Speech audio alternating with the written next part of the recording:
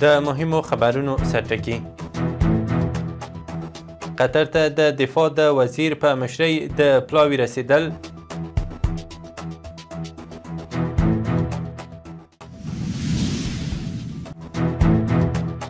د افغانستان او ایران د بهرنیو چارو وزیرانو ټلیفوني خبرې.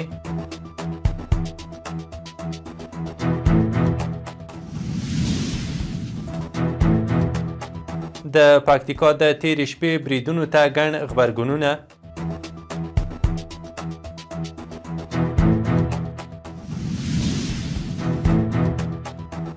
او د افغان او پاکستاني ځواکونو ترمنځ جګړې په اړه د ډونالډ ټرمپ څرګندونې. د وګ ټلویزیون درنو لیدونکو سلام، وخت مو بخیر. زه ذبیح الله وصال یم. اوس هم بشپړ خبرونه. د ملي دفاع وزیر مولوي محمد یعقوب مجاهد په مشرۍ د افغان حکومت یو لوړپوړی پلاوی له پاکستاني لوري سره د مذاکراتو لپاره دوحې ته رسیدلی دی. په پام کې ده چې افغان پلاوی به له پاکستاني لوري سره د روانې جګړې پر سر مذاکرات وکړي. د افغانستان د اسلامي امارت د بهرنیو چارو وزیر امیرخان متقي او د ایران اسلامي جمهوریت د بهرنیو چارو وزیر دکتور سید عباس راقچي ټلیفوني خبرې کړې دي.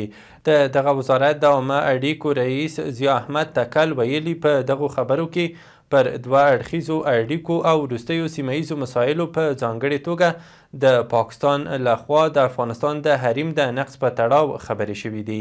امنیتي سرچینو د لومړنیو معلوماتو په توګه ویلي تېره شپه شاوخوا 8:30 بجې د پکتیکا د اورګون ولسوالۍ په خاندارو کلي کې د پاکستاني جیټ الوتکو برید کې 19 تنه ملکیان شهیدان شوي دي.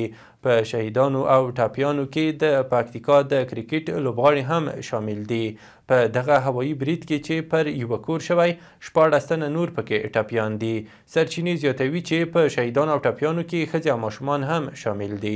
د کورنیو چارو وزارت لومړي مرستیال محمد نبی عمري پاکستان ته خبرداری ورکړی چې د تاوتریخوالي دوام دې ودروي او له عقل او هوښه دې کار واخلي، که نه نو کړکېچ به د پاکستان په زیان تمام شي. عمري ویلي افغانستان د تیرو 40 کلونو په جریان کې ډیر ځپل شوی او له نږدې لیدلي چې جنګونه د تاوان سبب ګرځي، اقتصاد ګډوډوي، یتیمان او کونډې پیدا کوي. هغه دغه راز ویلي چې د پاکستان پوځي رژیم هر څه په خپله خوښه نه بلکې د ټرمپ په امر ترسره کوي. بلخوا د هیواد پخواني ولسمشر حامد کرزي پر پکتیکا د پاکستان هوایي بریدونه چې یو شمېر هیوادوال یې د کرکټ ځوانانو لوبغاړو په شمول شهیدان او ټپیان کړل په کلکو ټکو غندي. حامد کرزي د دغو بریدونو له امله د شهیدانو کورنیو ته د خپل غم شریکۍ او ډاډګیرنې مراتب وړاندې کړي دي. ښاغلي کرزي ویلي پاکستان دې د خپل خیر لپاره د افغانستان پر خلکو او خاورې تیری بند کړي، په خپلو پالیسیو دې له سره غور وکړي او له افغانستان سره دې د نړیوالو اصولو پر بنسټ د ملګرتیا او معتمدانه اړیکو لاره خپله کړي. د پښتون ژغورنې غورځنګ مشر منظور پښتين د ډیورنډ فرضي کرښې ها غاړې او پکتیکا کې د پاکستان پوځي رژیم د تېرې شپې یعنې جمعې بریدونه د ترهګرۍ څرګنده بڼه بللې ده. منظور پښتين ویلي د پاکستان پوځي رژیم د کرښې دواړو غاړو ته د ترهګرۍ ضد عملیاتو په نوم ترهګرۍ ته مخه کړې او له ټولو خلکو یې غوښتي چې د دغو ظلمونو خلاف غږ پورته کړي. د بشري حقوقو نړیوال بنسټ پر پکتیکا د پاکستان پوځي رژیم لخوا د کرکټ پر لوبغاړو برید په کلکو ټکو غندلی دی.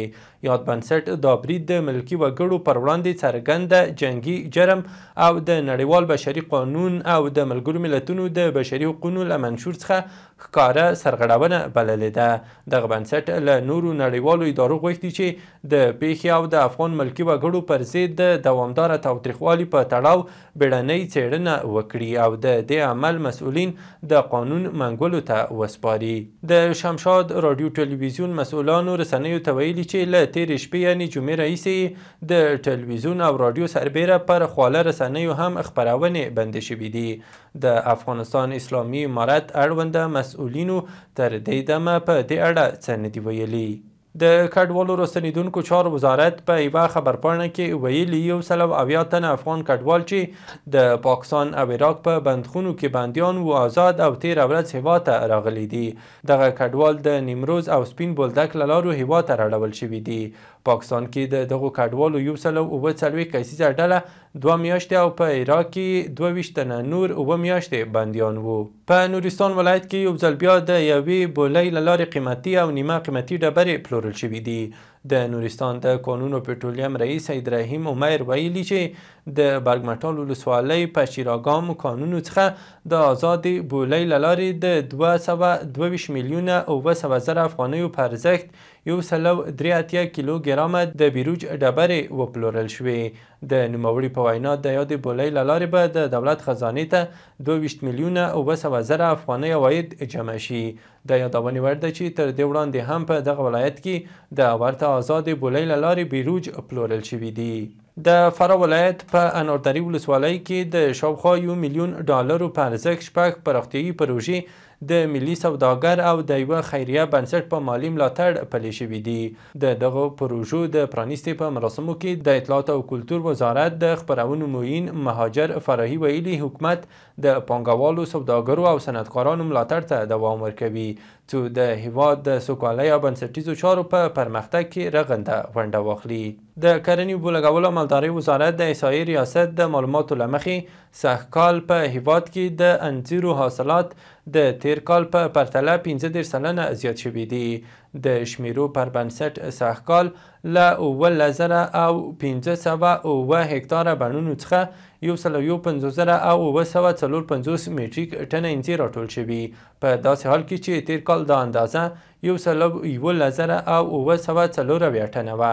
زابل، کندهار، هرات، ارزګان او هلمند د انځرو د تولید اصلي ولایتونه بلل شوي دي.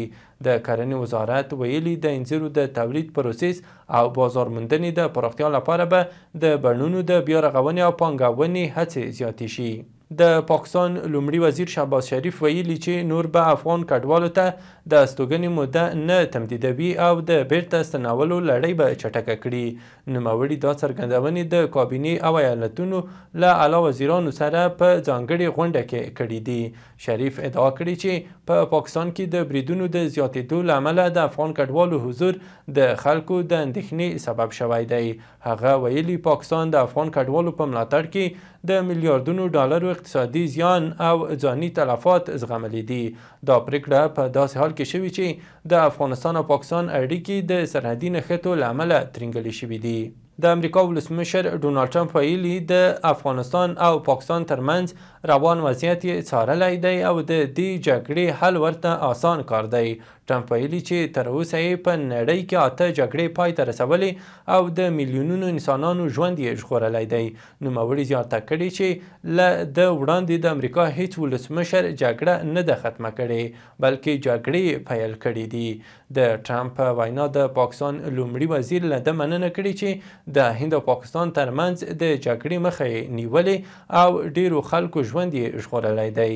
وروستی خبر همدا چې د کرکټ ملي لوبغاړو د افغانستان کرکټ بورډ د هغه پریکړې ملاتړ کړی چې له پاکستان سره یې راتلونکې درې اړخیزه لوبلړۍ لغوه کړې ده. ملي لوبغاړي راشد خان په پکتیا کې پر ملکي وګړو د تیرې شپې برید ته د غبرګون ښودلو ترڅنګ ویلي د کرکټ بورډ د دغه پریکړې هرکلی کوي او زیاتوي چې ملي حیثیت او عزت باید له هر څه لومړی وي. اخوا د محمد نبي ساخیل او ګلبدین نایب په ګډون نورو لوبغاړو هم په پکتیکا کې په ملکیانو د پاکستان پوځي رژیم د برید پر وړاندې غبرګون ښودلی او پر قربانیانو یې خواشیني څرګنده کړې ده. درنو لیدونکو له ملتیا مو مننه. وروستي خبرونه مو همدومره وو.